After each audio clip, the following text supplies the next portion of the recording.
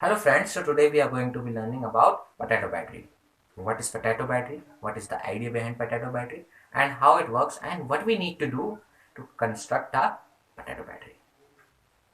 So the basic idea was developed in the year 1793 when Alessandro Volta conducted the experiment in which he took two metal plates one over the other in such a way that there is a moisture paper between them. So what he did this process and it was seen that when we take two wires, one over one metal plate and second over another metal plate, and then connect it to a device or a bulb, then the bulb starts glowing, but the voltage is very low. Why it is low we will be discussing afterwards, but the main fact that we have to understand is the bulb starts glowing. This was the key idea behind the potato battery.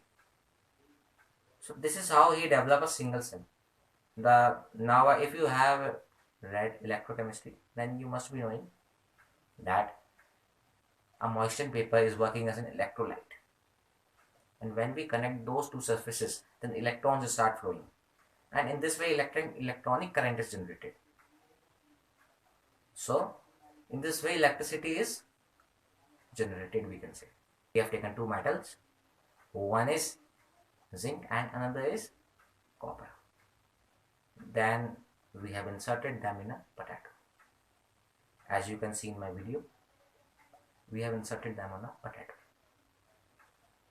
Then what we have did, if you simply connect it with a voltmeter, the two terminals, then you will be seeing that the voltage is very low. So this voltage is very low to glow even a LED bulb. So we are connecting four potatoes in such a way only. Then it is behaving like a battery, and as you can see, the LED bulb is glowing. So in this way we can construct a potato battery, and the two metals are behaving like a terminals. One is positive and another is negative.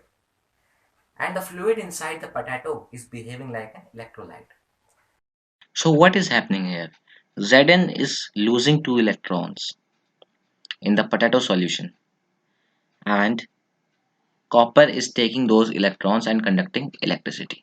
This is the simple concept behind it. Okay. This was about potato battery. So if you want to connect a charger, you can also. What you have to do, you have to take a USB cable. You have to cut that area. You have to cut the area which is having broad neck. The upper side of the wire, you can say. You have to cut that. And you will be seeing three wires. And any two you have to combine, and one you have to leave a single. Then you can adjust accordingly what is positive and what is negative. And when you connect with your phone, you can see positive results. That means that your potato battery is working. So in this video, I have discussed some methods to make a potato battery and the concept behind potato battery. Thank you.